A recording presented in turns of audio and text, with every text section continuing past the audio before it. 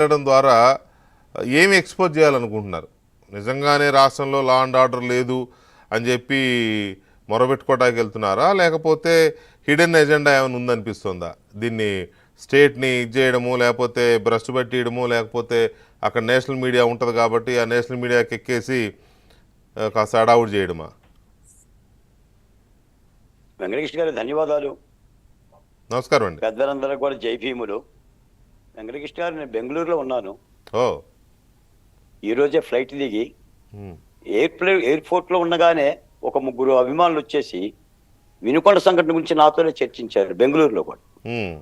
ఈ బెంగళూరులో కర్ణాటక కళా సమితి ఆధ్వర్యంలో నిజం గెలిచింది అంటే ఆంధ్రప్రదేశ్లో తెలుగుదేశం పార్టీ అధికారంలోకి వచ్చిన శుభ సందర్భంగా నిజం గెలిచింది అనే నినాదంతో అమరావతి ఊపిరి పోసుకుంది, అమరావతి నిలిచిందని మన బొందు రామస్వామి గారు 81 సంవత్సరాలు పెద్ద ఆయన, వీళ్ళు అమరావతి శిబిరాలకు కూడా వచ్చి మహిళా తల్లుల యొక్క కాళ్ళ దగ్గర పూలు చల్లాడు ఆయన. అన్ని శిబిరాలు తిరిగి రాజధాని ఉద్యమ సమయంలో దాదాపు వంగలపూడి అనిత గారు, మంత్రి సబిత గారు, తర్వాత సంధ్యారాణి గారు మొన్న కూడా సచివాలయానికి వచ్చి ఆహ్వానించారు. అద్భుతమైన సభ జరుగుతుంది. అంటే ఆంధ్రప్రదేశ్ లో నిజం గెలిచిందనే మాట కర్ణాటకలో కూడా చెప్తున్నారు అన్న మాట చెప్పడం కోసం ఈ యొక్క కార్యక్రమాన్ని చూపిస్తున్నాను. పోతే ఒక మాట చెప్పాలండి, ఎందుకంటే ఇంకో ఈ డిబేట్ లో కూర్చున్న వాళ్ళు ఎవరు కూడా తక్కువ వాళ్ళు కాదు. అందరూ అనుభవజ్ఞులు, చాలా పరిణత గల్లోళ్ళు, మీలాంటి కొన్ని సంఘటనల పట్ల ఆంధ్రప్రదేశ్లో అధికార పక్ష పార్టీ మాట్లాడటం కంటే ఇటువంటి లక్ష్మణరావు గారు లాంటి లేదా మన లాయర్ సుబ్బారావు గారు లాంటి ఒక తటస్థమైన స్వరాలు కూడా వినిపిస్తే ప్రజలకు చేరువవుతుంది. ఈ రోజున అంటే సాధారణంగా అంటారు, ఇప్పుడు నీవు నేర్పిన విద్య నేర్జాక్షి, జగన్మోహన్ రెడ్డి గారు 5 ఏళ్ల పాలనలో ఎన్ని పరంపరగా ఎన్ని హత్యాకాండాలు జరిగినాయి. సాక్షాత్తు కూటమి పార్టీ నాయకులే 6000 దాడులు, దాదాపు 300 హత్యలు. ఇవన్నీ కూడా పవన్ కళ్యాణ్ గారు, చంద్రబాబు నాయుడు గారు తమ ఎన్నికల ప్రచారంలో చెప్పారు. మేము కూడా చెప్పాం. మేము కూడా చెప్పటమే కాదు, కల్లారా ఆంధ్ర రాష్ట్రం చూసింది. కాకపోతే ఒక మాట ఏంటంటే, ఇటీవల ఒక టీవీ షోలో అమ్మోరు నృత్యం చేస్తూ ఆ నృత్యకారుడు నిజమైన కోడి పిల్లని తెచ్చి గొంతు కొరికి నాట్యం చేస్తాడు.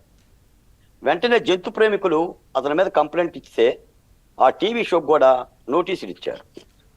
నేనేమంటానంటే, కోడి పిల్ల ప్రాణానికే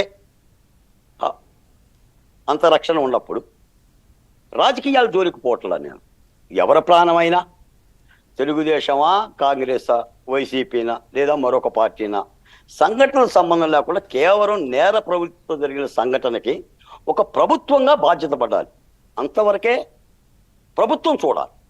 రాజకీయ పార్టీలు మాట్లాడుకోవచ్చు. ఇప్పుడు తెలుగుదేశం పార్టీ వాళ్ళు చాలా దెబ్బలు తగిలినాయి కాబట్టి, వాళ్ళు హత్య కాబట్టారు కాబట్టి, జమలయ్య గొంతు కూడా కోశారు కాబట్టి, చంద్రయ్య గొంతు పిసికారు కాబట్టి చెయ్యొచ్చు. మా డాక్టర్ సుధాకర్ను కూడా చంపారు కాబట్టి, అచ్చెన్నను చంపారు, డ్రైవర్ సుబ్రహ్మణ్యం డోర్ డెలివరీ చేశారు. ఇప్పుడు మేము కూడా ఏం చేయాలి? ఆ డోర్ డెలివరీ చేసిన అనంతబాబుని వేసేద్దామా? మరి నేను డిమాండ్ చేయొచ్చుగా, అనంతబాబుని 2 రోజుల్లో వేసేయాలి, లేదా వెళ్ళిపోతాం మేమే 9గురిమి. మేము కూడా చంపి అనంతబాబుని డోర్ డెలివరీ చేస్తాం. అంటే సంఘటన చేస్తే జగన్మోహన్ రెడ్డి చేతికి అవకాశం ఇచ్చినట్టు అవుతుంది. ఈ రోజున ఆంధ్రప్రదేశ్లో అటు ఉప ముఖ్యమంత్రి, ముఖ్యమంత్రి ఒక యజ్ఞం చేస్తున్నాడు అభివృద్ధి మీద. శ్వేతపత్రాలు ప్రకటిస్తున్నారు, పారిశ్రామిక వేదలు అధైర్యపడుతుంటే మాట్లాడుతున్నారు. ఇప్పుడు జగన్మోహన్ రెడ్డి గారికి వేరే వ్యూహం లేదు. ఇప్పుడు ఆయన రాష్ట్రంలో అభివృద్ధి చేయరా, శాంతి భద్రతలు కాపాడరా. ఇప్పుడు ఏం మాట్లాడాలని ఢిల్లీ పోయినా సరే, ఎక్కడైనా సరే ఏదో ఒక సంఘటన తీసుకోవాలి. ఆ సంఘటన ఢిల్లీలో చెప్పాలి. సరే ఢిల్లీ వింటుందా?